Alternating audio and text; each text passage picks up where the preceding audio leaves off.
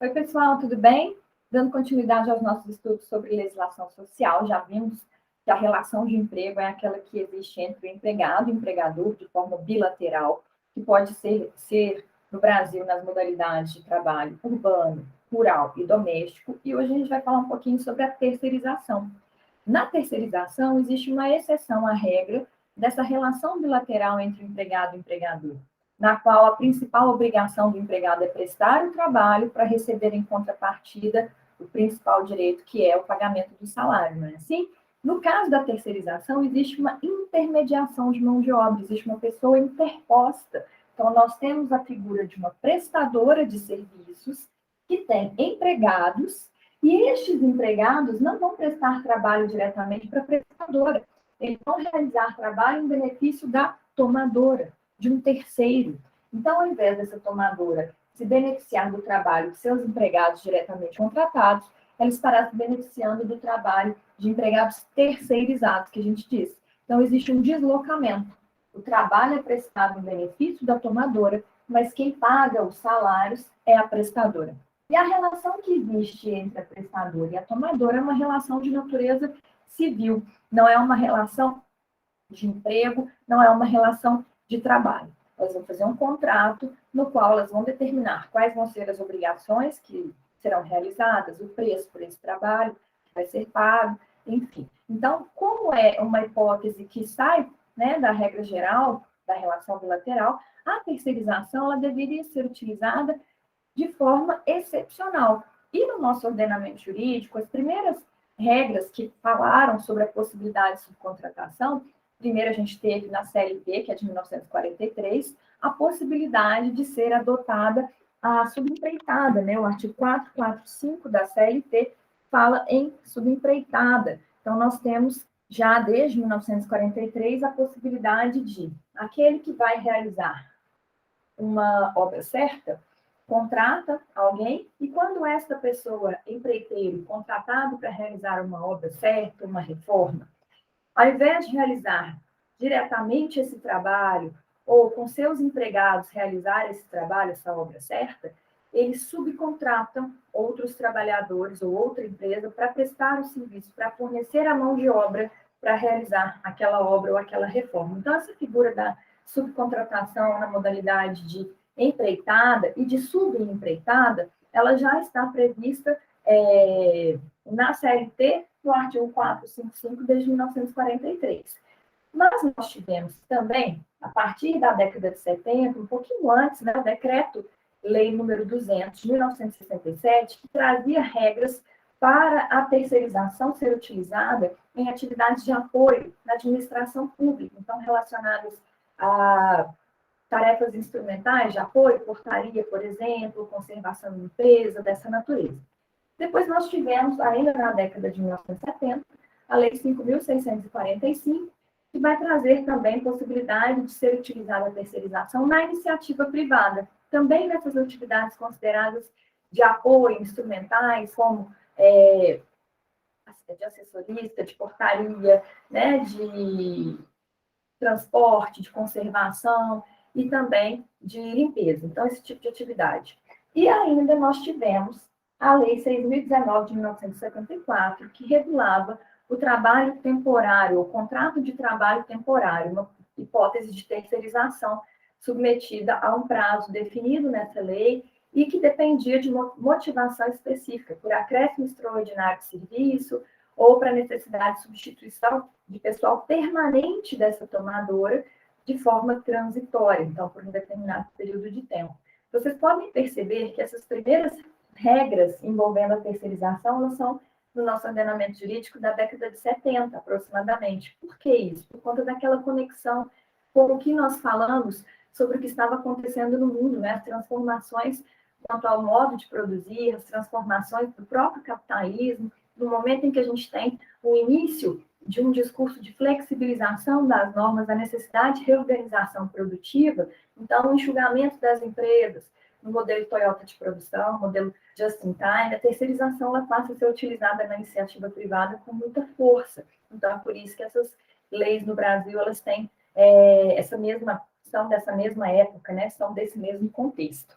Além disso, posteriormente, nós tivemos a Lei 7.102, de 83, que vai tratar da possibilidade de terceirização permanente na atividade de vigilância. Então, nesse caso, ainda era limitado ao segmento bancário, mas mais adiante houve a ampliação da possibilidade de terceirização também em atividade de vigilância patrimonial de qualquer instituição e estabelecimento público ou privado. Então, nós tivemos mais adiante, com a Lei 8.863 de 94, a possibilidade de ser utilizada a terceirização em atividade de vigilância patrimonial de qualquer instituição, estabelecimento público ou privado, inclusive de pessoas físicas. Então, ela ampliou a previsão que a Lei 7.102 trazia, inclusive para transporte ou garantia do transporte de qualquer tipo de carga. Então, houve um elastecimento aqui. E, mais adiante, aí no tempo, nós tivemos uma alteração na CLT, o artigo 442, parágrafo único da CLT, passando a prever que, entre os cooperados e a cooperativa, e entre os cooperados e a tomadora de serviços, não se forma vínculo de emprego. Não é exatamente aqui, né, uma menção à terceirização, mas fala da tomadora. Ah, então quer dizer, professor, que ao invés de ter uma empresa prestadora de mão de obra, nessa posição aqui, onde consta a palavra prestadora, poderia ter uma cooperativa de serviço, que ao invés de ter, então, uma prestadora com empregados, a gente teria uma cooperativa que, com seus cooperados, prestaria serviço a uma tomadora perfeitamente.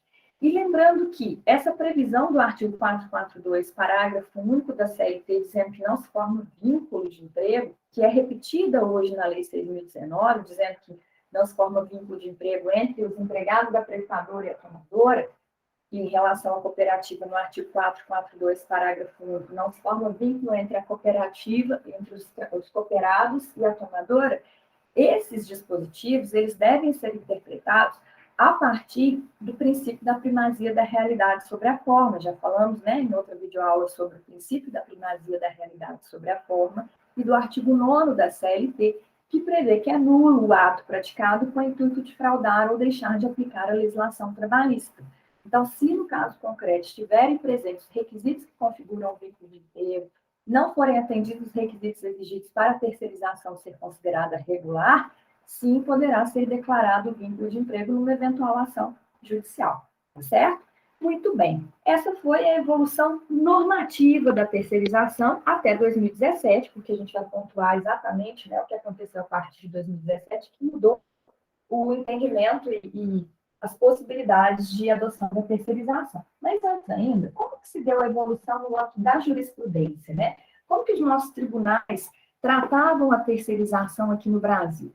Antigamente, prevalecia um entendimento que estava consolidado nessa súmula 256 do TST, ela já foi cancelada, mas essa súmula, ela previa a possibilidade da década de 1980, ela previa a possibilidade de terceirização somente nos casos da Lei 1974 e da Lei 7.102. Então, ela havia entendimento de que só poderia haver terceirização no Brasil naquelas duas modalidades, Lei 6.019 e 74, ou serviços de vigilância e conservação, pela Lei 7.102 de 83. Fora essas hipóteses, o entendimento dos nossos tribunais, do nosso Tribunal Superior do Trabalho, instância máxima dentro da Justiça do Trabalho, acima do TST a gente ainda tem o Supremo Tribunal Federal, né? Mas o entendimento era esse, interpretação de forma bastante restrita das hipóteses de terceirização. E o que aconteceu? Posteriormente, a súmula 256 foi cancelada e nós tivemos a súmula 331 do TST. O que é a súmula mesmo? A súmula, gente, ela reflete um conjunto de decisões reiteradas que formam então uma jurisprudência de um determinado órgão. Então, um conjunto de decisões no mesmo sentido, a gente chama de jurisprudência. Mas quando um órgão dentro, por exemplo, do Tribunal Superior do Trabalho, o órgão pleno, firma um entendimento, fixa um entendimento em relação a uma determinada matéria, a gente diz que ele firmou um enunciado ou sumulou, fez uma súmula. Então, essa súmula 331 reflete o entendimento do órgão pleno dentro do Tribunal Superior do Trabalho a respeito da terceirização. E o que essa súmula 331 prevê? Ela prevê atualmente que a terceirização ela é ilegal. A contratação de trabalhadores por empresa interposta ela é ilegal. Forma-se o vínculo diretamente com o tomador de serviços. Salvo nos casos previstos na Lei 6.019, de 1974, e ainda prevê a possibilidade de haver a terceirização em caso de serviços de vigilância, atividades especializadas, e também está lá prevista conservação e limpeza, atividades meio, atividades de apoio. 3.1 ela prevê. Pode haver terceirização de atividades especializadas, como é o caso da vigilância armada, por exemplo, da vigilância patrimonial, e outras atividades tais como conservação e limpeza, outras atividades consideradas atividades meio. O que vem a ser atividade meio, né? Atividade meio é aquela que não faz parte, o empregado, então, não estaria realizando algo que faça parte da atividade principal realizada pelo tomador. Então, se esse tomador, por exemplo, é uma escola, estariam realizando atividades meio, atividades de apoio, atividade instrumental, os assessoristas, os porteiros, e mais, a secretária, mas os professores estariam, por outro lado, realizando atividade fim, que faz parte do núcleo da atividade principal realizada por aquela tomadora. Então, antes dessas alterações que nós tivemos na legislação em 2017, era relevante essa distinção entre atividade fim e atividade meio, porque o entendimento do TST era no sentido de que atividades meio, atividades especializadas, tais como vigilância, poderiam ser terceirizadas, independentemente de terem um prazo definido, então até mesmo de forma permanente, desde que não se configurasse entre esse empregado e a tomadora, o empregado da prestadora que vai prestar o trabalho terceirizando aqui os serviços, não poderia estar subordinado diretamente ao tomador. Então, o tomador não poderia dar ordens diretas a esse trabalhador, o tomador não poderia controlar o horário de trabalho, não poderia, por exemplo, chamar a atenção desse empregado caso ele se atrasasse ou não fosse de uniforme. Quem é que deveria exercer o poder empregatício? A prestadora em relação ao seu empregado. Então, a gente teria que ter, dentro da tomadora, representantes dessa prestadora, que são chamados prepostos, ou pessoas que vão fiscalizar o trabalho dos trabalhadores terceirizados para evitar a caracterização da subordinação diretamente à tomadora. E, além disso, essa tomadora ela não poderia escolher quem seriam os trabalhadores terceirizados que iam realizar o trabalho para ela. Então, quando a súmula 331, no item 3, ela fala que poderia haver a terceirização de serviços de vigilância, serviços de conservação de limpeza e outras atividades meio e atividades especializadas, desde que não caracterizada a subordinação direta desse trabalhador terceirizado à tomadora, e desde que não existente a pessoalidade, que é aquela característica de não poder se fazer substituir por outra pessoa, estaria tudo certo. Então, era possível a terceirização até mesmo de forma permanente, sem prazo estipulado nessas hipóteses. Além do item 1 da súmula 331, que falava da possibilidade de terceirização via lei de contrato temporário, via lei 6.019, que exigia uma motivação que era para necessidade transitória de serviço ou para substituição de necessidade extraordinária de serviço ou para substituição de pessoal regular, que fazia parte do quadro regular dessa tomadora. Então, no caso de licença maternidade, licença médica, para substituição por um determinado período. E, naquele caso, né, a Lei 6.019, ela previa um prazo de 3 meses para a duração dessa terceirização, sendo passível de prorrogação por mais 3 meses. Posteriormente, em 2014, nós tivemos a portaria 789 do Ministério do Trabalho, dizendo que em algumas situações em que houvesse a necessidade de substituição provisória de pessoal permanente, dos quadros permanentes da tomadora, que essa terceirização ela podia até durar mais do que 3 meses, desde que no total não ultrapassasse o período de 9 meses. Então, a gente já teve uma flexibilização do prazo em 2014, dizendo que aquele prazo da Lei 6.019, que era de 6 meses no máximo, mais 3, né, depois de uma prorrogação autorizada pelo Ministério do Trabalho, que poderia até já ser um contrato que se iniciasse com mais de 3 meses. Então, o Ministério do Trabalho, com a portaria 789, trazia essa possibilidade, e também a possibilidade de elas tecer para até 9 meses, se fosse motivada a terceirização via Lei 6.019 na necessidade de substituição provisória de pessoal que fazia parte dos quadros permanentes da empresa. E o que aconteceu com esse regramento? Vocês podem perceber que a gente tem leis esparsas, até então, e temos a jurisprudência. Então, até então, a gente recorria à jurisprudência, a súmula 331 do TST, para nortear as interpretações em relação à terceirização. E o que aconteceu a partir de 2017? Nós tivemos primeiro a Lei 13.429, no primeiro semestre de 2017, e logo depois, no segundo semestre de 2017, no dia 11 de 11 de 2017, começou a vigorar a Lei 13.467, que é a lei que é chamada de reforma trabalhista. Então, nós tivemos alterações bastante significativas em relação à terceirização, no sentido de ampliar as possibilidades de ser utilizada essa modalidade de contratação, que até então era excepcional. Professor, mas por que é tão criticada a terceirização, né? Eu vou postar para vocês um artigo do professor Márcio Viana, em que ele demonstra essa fase, né, do capitalismo, essa nova organização da produção, em que a fábrica começa a se jogar para fora. Ele fala de etapas do processo de produção sendo jogadas para fora. E com isso, gente, acontece a pulverização dos trabalhadores em várias atividades, em várias empresas diferentes, concordam?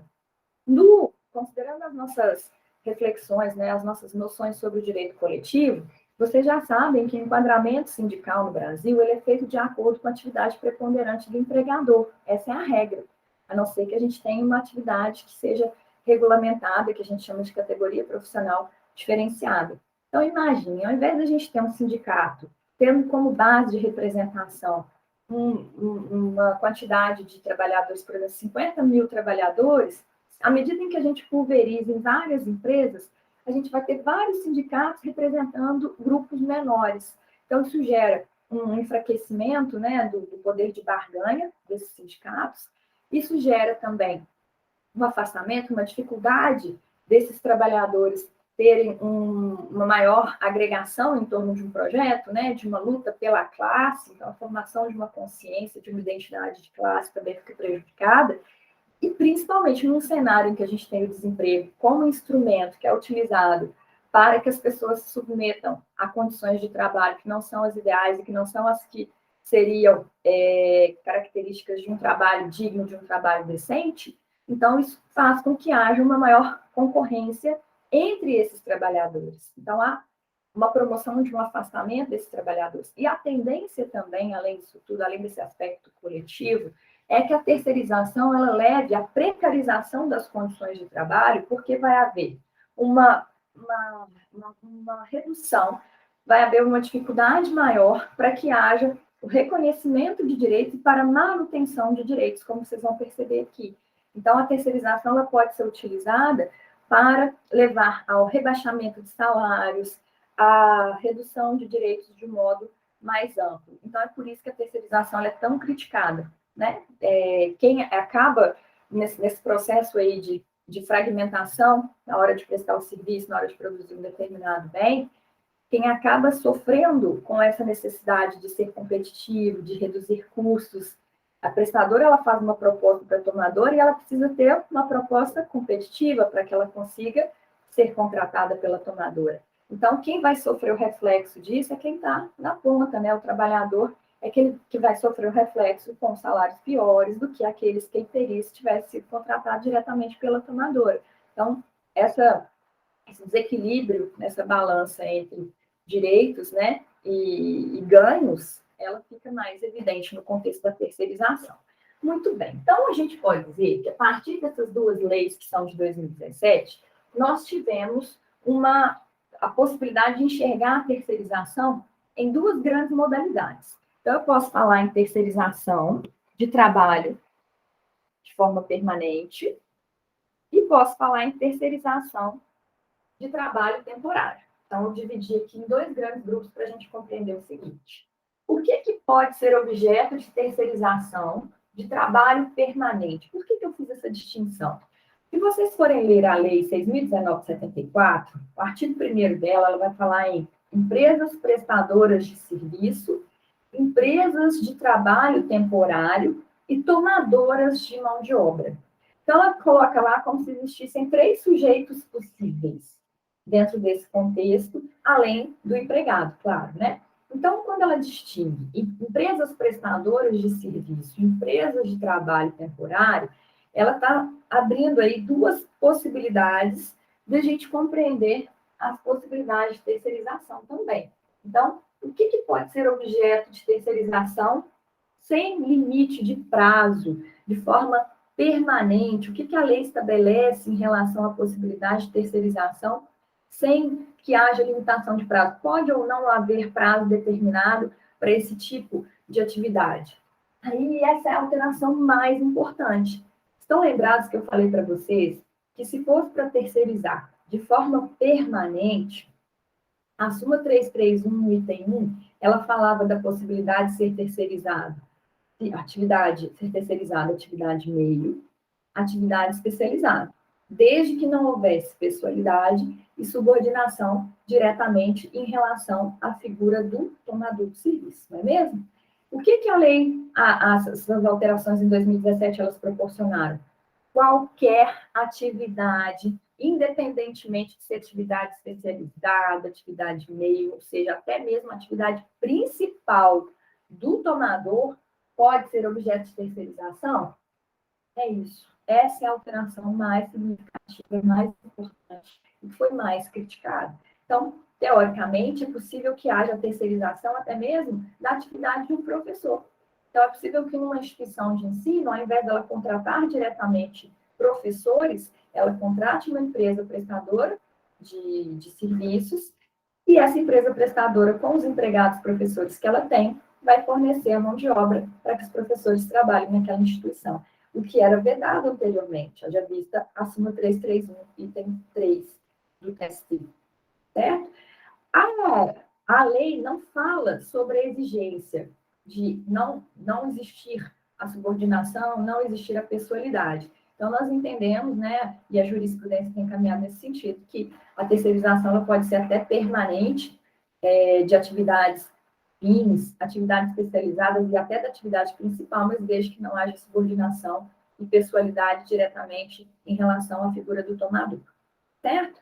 E uma outra questão, nesse tipo de terceirização, não pode ser utilizado aquela mão de obra, aquele trabalhador, ele não pode ser utilizado para realizar um serviço diferente do que ficou no contrato, do que constou no contrato. Então, se ele foi contratado para realizar serviço de portaria, ele não pode ser utilizado para realizar serviço de vigilância, não pode ser realocado para realizar serviço de secretariado, conservação e limpeza. Então, a lei fala expressamente que não se permite, nesse caso, o desvio de função.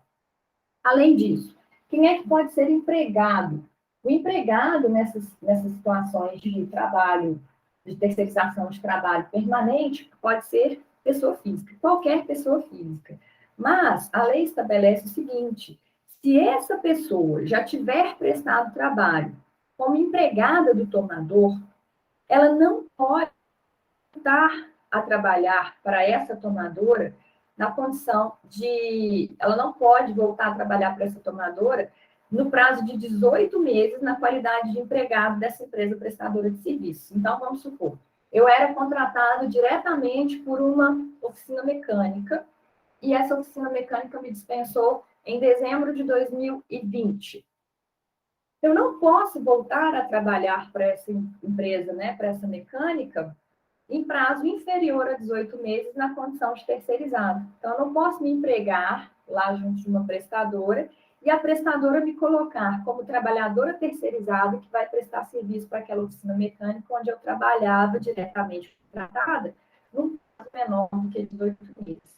Então, existe esse cuidado na lei, há essa possibilidade, essa restrição, para que haja aí uma tentativa de minimizar, né, situações fraudulentas. E quem é que pode ser contratado? Quem é que pode ser o prestador do serviço, nesse caso de terceirização de trabalho permanente? A prestadora só pode ser pessoa jurídica de direito privado.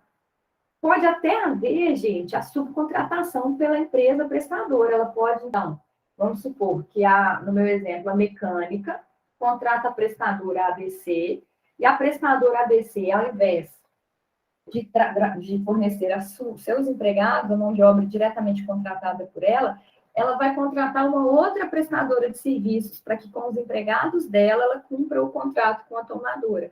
Então, essa situação de subcontratação, dentro da terceirização, nós chamamos de quarteirização, porque vai envolver uma quarta pessoa, certo? Então, isso é expressamente admitido. Deve ser observada uma quarentena de 18 meses aqui, mas é um pouquinho diferente da quarentena que a gente falou antes.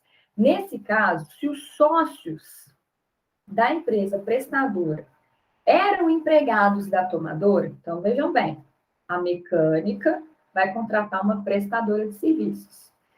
Se os sócios dessa empresa prestadora de serviço eram antigos empregados contratados diretamente pela tomadora, não pode haver um ajuste da tomadora com essa prestadora que tinha sócios que eram empregados dela diretamente contratados, se já não tiver passado o prazo de 18 meses. Então, se eu mudasse meu exemplo, dissesse para vocês assim, eu era empregada da mecânica e fui dispensada em dezembro de 2020. Depois eu, Fernanda, me juntei com outro empregado que trabalhava para aquela empresa, para aquela mecânica, e nós resolvemos fazer uma pessoa jurídica que vai ser uma prestadora de serviço, uma prestadora de mão de obra. Aquela mecânica não pode nos contratar se não tiver decorrido o prazo de pelo menos 18 meses entre o nosso desligamento, entre a extinção do nosso contrato, que foi feito diretamente com ela, e o momento em que vai ser feito o contrato entre a prestadora e a tomadora. A não ser que nós sejamos trabalhadores aposentados. Então, se forem trabalhadores aposentados, os sócios dessa prestadora que já foram empregados da tomadora, aí tudo bem, não vai existir essa restrição, não vai existir essa quarentena de 18 meses, certo? Então, a partir desses requisitos, a gente percebe o seguinte: tem que ser uma pessoa jurídica, então ela precisa de ter inscrição no CNPJ, ela precisa ter inscrição na junta comercial, e ela precisa ter um requisito que foi criado também com essas alterações em 2017, que é capacidade econômica proporcional. O capital social dela tem que seguir as proporções que a lei estabelece de acordo com a quantidade de empregados. Para que isso, gente? Para tentar, de alguma forma, estabelecer uma possibilidade de maior segurança para o trabalhador de que vai haver, caso ele não receba, né, um pagamento pelo serviço realizado na condição de empregado dessa prestadora, que ele vai ter condições no futuro de receber esses créditos numa eventual ação judicial, numa eventual ação trabalhista. Então, existe aqui uma tentativa de que algum patrimônio, e de forma proporcional à quantidade de empregados, seja exigido no início, no momento que for constituída essa prestadora de serviços. Então, vocês já podem perceber que essa prestadora de serviços, ela não pode ser uma pessoa física e não é viável a terceirização no âmbito doméstico, certo? Então, isso não seria possível. Além disso, em relação à figura da tomadora, o que a gente pode dizer na modalidade de terceirização permanente? Quem é que pode ser o contratante? Quem é que pode ser o tomador dos serviços? O contratante, ou a tomadora de serviços, tem que ser uma pessoa jurídica ou entidade a ela equiparada. Não existem outros requisitos na lei em relação a isso. E quais são os direitos que os trabalhadores têm quando se trata de terceirização de forma permanente? Pode ser de atividade meio, atividade especializada, ou até de atividade principal, desde 2017, né? Entre os direitos que são assegurados aos trabalhadores, há uma distinção na lei. Quando e enquanto os empregados das empresas prestadoras de serviços executarem o trabalho dentro da tomadora, então dentro das dependências, por isso eu pus aqui, nas dependências da tomadora, eles terão direito à igualdade de condições com os empregados diretos da tomadora em relação a quais aspectos? Alimentação, terão direito de utilizar serviço de transporte, terão direito, não está aqui, né, mas desdobrando, terão direito a atendimento médico ou ambulatorial existente nas dependências da tomadora ou em outro local que for designado por ela. Além disso, também terão direito a treinamento adequado e as medidas de proteção e saúde e segurança no trabalho, e também que sejam utilizadas instalações adequadas para a prestação do serviço. Então, há essa distinção. Se existir a realização do trabalho dentro das dependências da tomadora, terão igualdade de tratamento em relação à alimentação fornecida a eles, o serviço de transporte, serviço ambulatorial, médico. Mas e quando eles não estiverem trabalhando dentro das dependências da tomadora, gente? Quando esses trabalhadores terceirizados, eles trabalham em outro local que não seja filial, a sede, as dependências dessa tomadora. Aí é uma opção.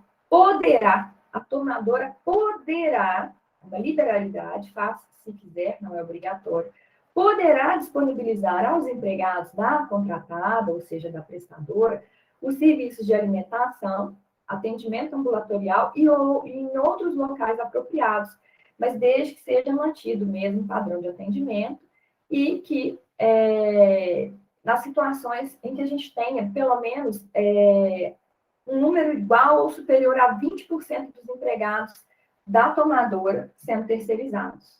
Então, vejam, aqui a gente já começa a perceber uma flexibilização, né, no sentido de restringir direitos. Então, quando houver trabalho fora das dependências da tomadora, pode haver tratamento diferenciado, fica a cargo da tomadora decidir se ela vai tratar de forma igual ou não, quando o número for igual ou superior a 20% de empregados da contratante, ou seja, 20% de terceirizados dentro daquela tomadora.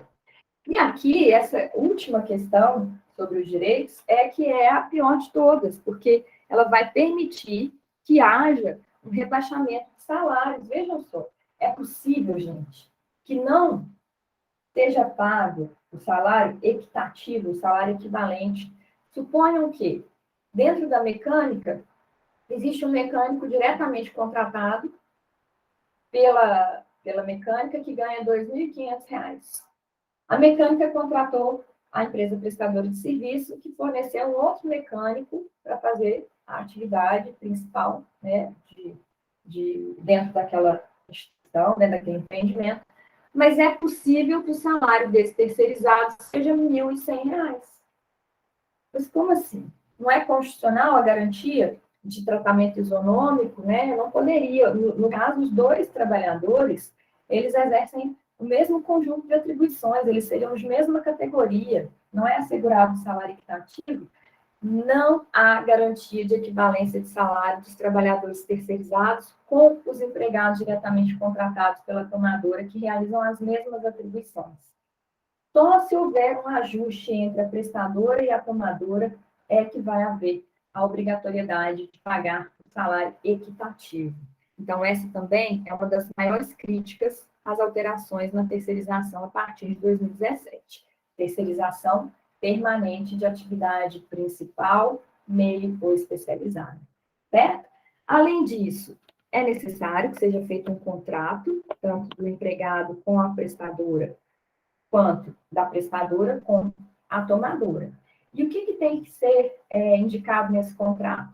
Tem que ser qualificadas as partes, tem que haver uma especificação do serviço que vai ser prestado, o prazo, se for o caso, porque nessa modalidade de terceirização, como nós já vimos, pode ser estipulado o prazo ou não, ela pode ser até permanente, e a indicação do valor está sendo pactuado. Além disso, é importante saber que a tomadora é responsável pela manutenção de condições de segurança, higiene, salubridade dos trabalhadores, quando o trabalho for realizado em suas dependências, ou em um local previamente convencionado no contrato. Então, essas são obrigações da tomadora. Depois a gente vai falar sobre a responsabilidade em relação ao crédito trabalhista, mas aí são situações comuns às duas modalidades de terceirização. Então, em relação ao trabalho permanente, essas são as informações mais importantes, mais significativas. Mas e se eu estiver falando de terceirização e trabalho temporário? O que a gente tem de novidade, o que veio o que ficou a partir das alterações que tiveram, né? Nós sofremos na legislação a partir de 2017. Em primeiro lugar, o objeto, qualquer atividade, seja atividade fim, seja atividade meio, pode ser objeto de um contrato de trabalho temporário, ou seja, da terceirização de trabalho temporário. Mas, nesses casos, é necessário que haja motivação. Então, isso foi mantido na Lei 6.019. A motivação desse contrato deve ser para atender necessidade de substituição transitória de pessoal que faça parte do quadro efetivo dentro da tomadora. Então, tem já um quadro de pessoal definido, mas vai haver necessidade de substituição temporária de alguém ou mais de uma pessoa dentro daquele quadro. Então, justifica-se a contratação do trabalho temporário, essa modalidade de terceirização. Ou ainda, para atender demanda complementar. Houve uma mudança aqui, né? Acréscimo extraordinário de serviço era o que constava antes dessas mudanças de 2017. Agora passou a constar demanda complementar. O que é isso, né? Demanda complementar está relacionada à necessidade de trabalho que vai decorrer de fatores imprevisíveis. Então, surgiu ali, em virtude de uma enchente, uma necessidade de ter mais funcionários do que seria o quadro regular, ou fatores que eram previsíveis, mas que são intermitentes, periódicos, sazonais. Então, isso também justificaria a contratação via Lei 6.019. Por exemplo, contratação agora na época do Natal, né? Um momento em que o comércio vai ter uma demanda maior. Não? Então, o empregador ele não precisa de ter mais do que 3 empregados durante o ano todo. Mas na época do Natal, na época do Dia das Mães, acontece ali uma necessidade, uma demanda complementar sazonal. Então, isso justificaria a celebração do contrato de trabalho nessa modalidade, né? Além disso, em relação à pessoa do empregado, mesmo requisito, é necessário que seja uma pessoa física, mas aqui, em relação a essa pessoa física, também temos a previsão de que não pode ser uma pessoa que tenha visto de trabalho temporário. E, além disso, também aqui a quarentena no caso de 90 dias. O que significa isso? Se uma pessoa foi contratada por uma prestadora e por esta prestadora prestou serviço para a tomadora, depois que acaba esse contrato, ela só pode voltar a prestar serviço para aquela mesma tomadora depois de 90 dias, sob pena de se considerar uma fraude, uma irregularidade na terceirização. Então, a quarentena de 90 dias é em relação à identidade de tomadora. Eu não posso voltar a trabalhar para aquela mesma tomadora depois que termina o meu contrato, antes de decorrer o prazo de 90 dias. Então, a prestadora ela pode me mandar para um outro tomador. Eu posso fazer serviço para outro tomador, mas não para aquele mesmo, certo? E quem é que pode ser contratado como empresa de trabalho temporário? Né? Quem que vai ser a prestadora de trabalho temporário? Necessariamente uma pessoa jurídica que tenha CNPJ, registro na junta comercial e que tenha um capital social mínimo de R$100 mil. Então, para essa modalidade de terceirização de trabalho temporário, não existe uma proporcionalidade de capital social pela quantidade de empregados, mas existe a necessidade de ser atendida essa exigência de capital social mínimo de R$100 mil, certo?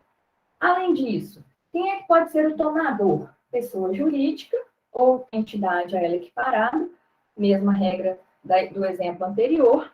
E com relação aos direitos, acho que tem que abaixar aqui para vocês conseguirem ver. Com relação aos direitos que são assegurados, a Lei 6.019 ainda mantém, no artigo 12, a regra do salário equitativo. O que é salário equitativo? É a garantia de tratamento isonômico, ou seja, igualdade de condições em relação ao valor do salário, jornada, férias. Por que isso? Para evitar justamente aquilo que eu falei, a hipótese de rebaixamento de salários, de precarização. É claro que ainda pelos outros fatores que eu mencionei, a terceirização ela continuará sendo pior, vai estabelecer uma competição entre os próprios trabalhadores diretos da tomadora e os trabalhadores terceirizados, acordo uniforme é diferente, os direitos não são iguais, os sindicatos não são iguais, não é o mesmo sindicato que se representa, e o conjunto de direitos também não vai ser. Então, esse artigo 12, ao assegurar o salário equitativo, que, na verdade, apesar da gente falar em salário equitativo, é um tratamento isonômico, é um tratamento equitativo também em relação à jornada, também em relação a tratamento de política de férias, por exemplo, mas não é uma comparação entre terceirizado e empregado direto.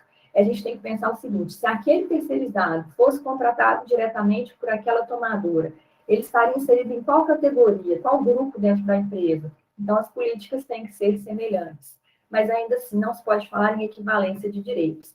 Vocês podem perceber que, pela via do trabalho temporário, ainda há essa previsão do tratamento isonômico. Mas, se for uma terceirização permanente, ou seja, sem prazo de atividade principal, de atividade especializada ou de atividade meio, não há essa garantia de salário equitativo, como a gente falou antes. Né? Então, é importante entender as menções que a Lei 6.019 ela traz nessas distinções entre uma e outra hipótese de terceirização.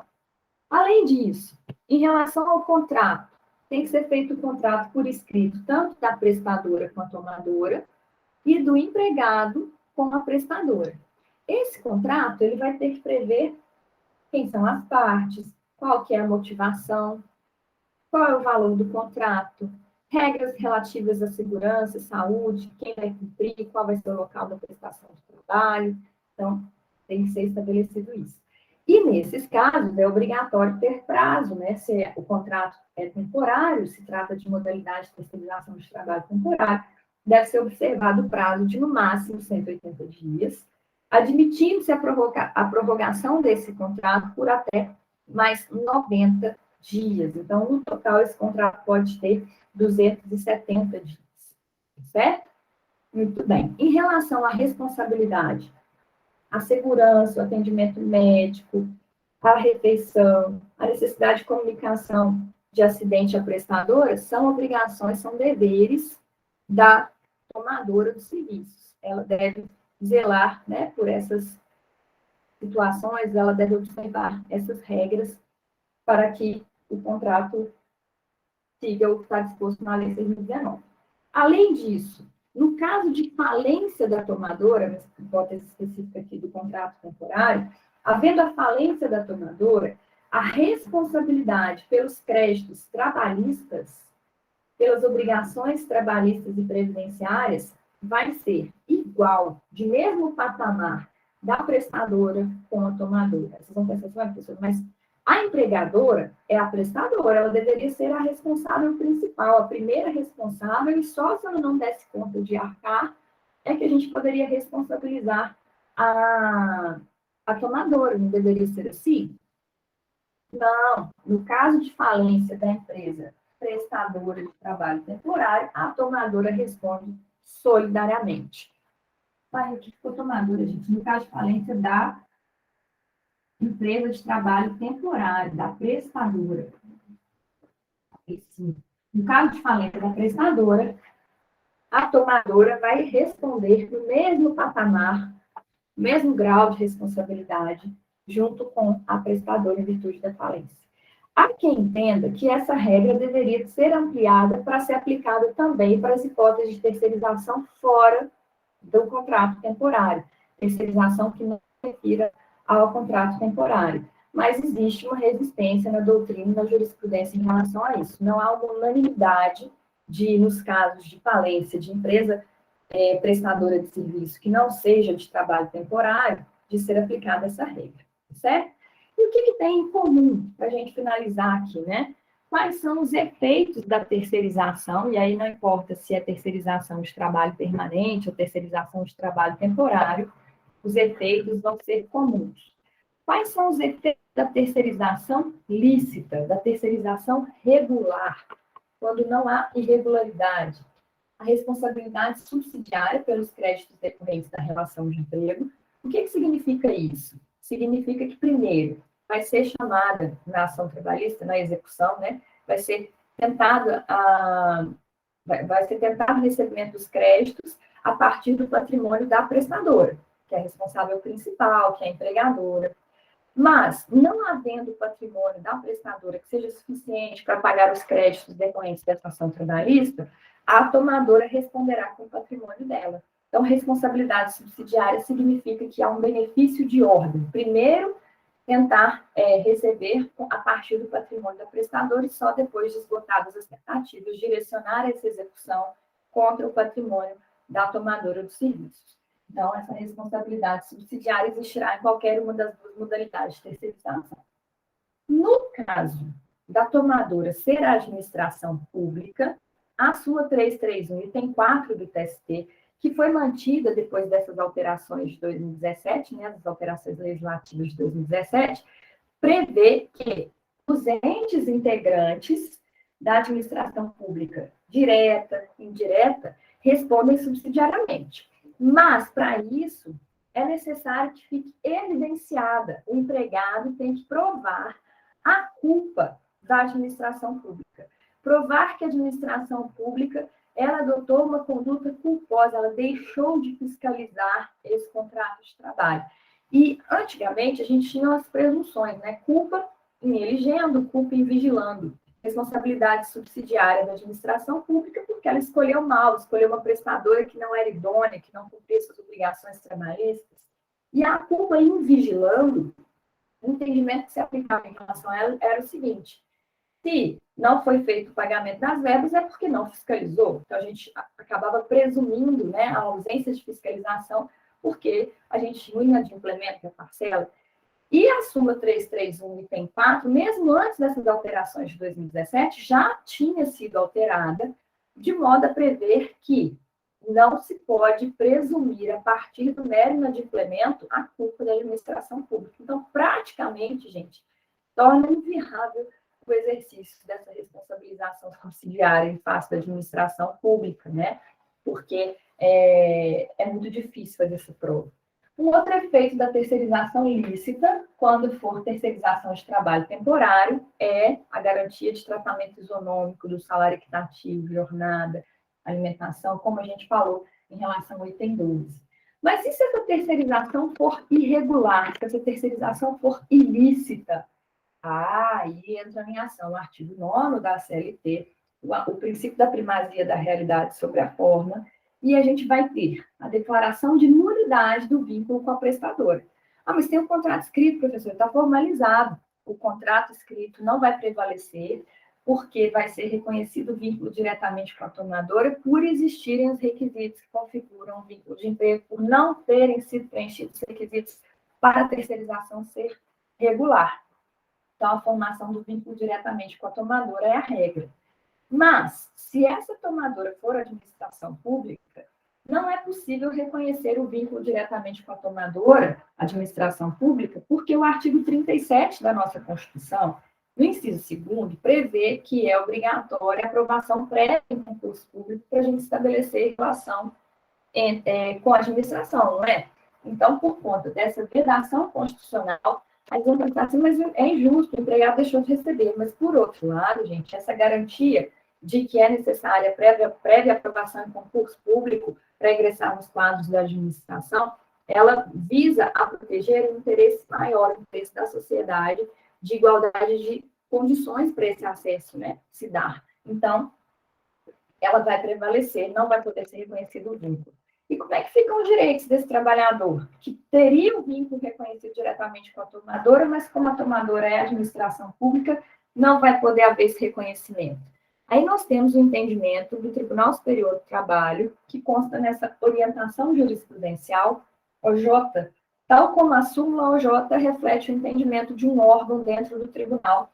E aí, nesse caso aqui, é o órgão SDI1, Seção de Dissídios Individuais, número 1, dentro do TST. Então, ao invés de ser o órgão pleno, foi a SDI que firmou essa OJ, esse enunciado, esse entendimento, de número 383, segundo o qual a contratação irregular de trabalhador mediante empresa interposta não gera vínculo de emprego com a administração pública, como a gente já falou sobre o artigo 37, inciso 2º. Não afastando, contudo, pelo princípio da isonomia, o direito dos empregados terceirizados às mesmas verbas trabalhistas legais e normativas asseguradas aqueles contratados pelo tomador dos serviços, desde que presente a igualdade de funções. Então, se eu conseguir demonstrar que esse trabalhador terceirizado, que prestava serviço para a administração pública, ele fazia as mesmas funções que um servidor que tinha sido contratado corretamente, mediante prévia aprovação em concurso público, eu consigo explicar na ação trabalhista. Olha, o vínculo fechar na ação trabalhista, o vínculo seria formado com a administração, mas não pode por impedimento constitucional.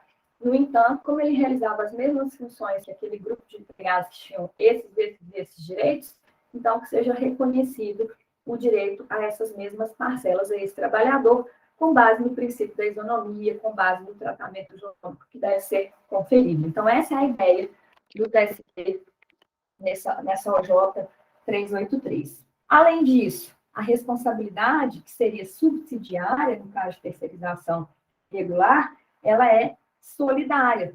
Responsabilidade solidária significa poder exigir a totalidade do crédito trabalhista, tanto da prestadora quanto da tomadora, sem que haja uma ordem de preferência, sem que eu tenha que direcionar primeiro em face da prestadora e só depois de frustradas as tentativas de encontrar patrimônio, ir atrás da tomadora, certo? Então, a responsabilidade solidária, no caso da irregularidade da terceirização, ela decorre do Código Civil, que prevê que o artigo 186 prevê que pratica ato ilícito aquele que por ação ou omissão causa prejuízo a alguém. E o artigo 927 prevê o dever de reparar. Então, a origem da responsabilidade solidária aqui, né, a tomadora, ela se coloca no mesmo patamar de responsabilidade porque ela incorreu em fraude. Junto com a prestadora, elas fizeram uma contratação se valendo da terceirização, quando, na verdade, houve uma irregularidade. Então, uma responsabilidade aquiliana, que a gente diz, né, responsabilidade pelo ato ilícito extracontratual. E nessa hipótese, como o vínculo vai ser formado diretamente com a tomadora de serviços, é até possível a gente pensar em equiparação salarial. Então, eu tinha uma empregada que era terceirizada, mas fazia exatamente as mesmas funções de uma outra que era contratada diretamente pelo empregador. Se o juiz do trabalho reconhece que o vínculo de emprego se forma diretamente com a tomadora, se estiverem presentes os requisitos que o artigo 461 da CLT estabelece para equiparação salarial, identidade de funções, trabalharem para o mesmo empregador, no mesmo estabelecimento e havendo uma simultaneidade entre esses contratos, é possível falar em diferenças salariais decorrentes de equiparação salarial. Para que a tomadora possa ser responsabilizada, e aí tanto faz a responsabilidade subsidiária ou solidária, é obrigatório, gente, que ela seja chamada na ação trabalhista desde o início. Então, a gente diz que quando for distribuir a petição inicial na ação trabalhista, já tem que constar a prestadora e a tomadora. Ela tem que fazer parte dessa relação processual, ela tem que poder se defender nessa ação, para depois constar na sentença condenatória. Eu não posso fazer o caminho todo colocando somente a prestadora, e depois, lá na fase de execução, se não der certo, eu entrar com uma ação, fazer uma tentativa de direcionamento em desfavor da tomadora. A tomadora já tem que participar do processo desde o início. Aí vocês podem estar pensando assim, mas a tomadora pode pôr uma cláusula no contrato com a prestadora de que ela não vai responder pelos créditos trabalhistas. Isso é oponível, isso pode ser discutido numa ação de natureza civil entre a prestadora e a tomadora. A tomadora não pode utilizar essa cláusula, se existir no contrato, para na ação trabalhista dizer assim, olha, juiz do trabalho, eu não vou responder nesse processo porque tem uma cláusula de não responsabilidade. Essa cláusula não é oponível ao trabalhador, ela não pode ser utilizada como matéria de defesa na ação trabalhista. Então, ela vai pagar, se for caso, a tomadora paga na ação trabalhista o crédito, e depois ela vai exercer o direito de regresso, ela vai pedir o reembolso, pedir o que ela pagou de volta em relação à prestadora, mas numa outra ação, tá bom? Vou postar para vocês lá o roteiro, com mais informações ainda, tem lá como que era antes, todas as regrinhas de terceirização antes de 2017, e as regras após as alterações que a gente comentou aqui, tá bom? Até a próxima aí, pessoal, bons estudos!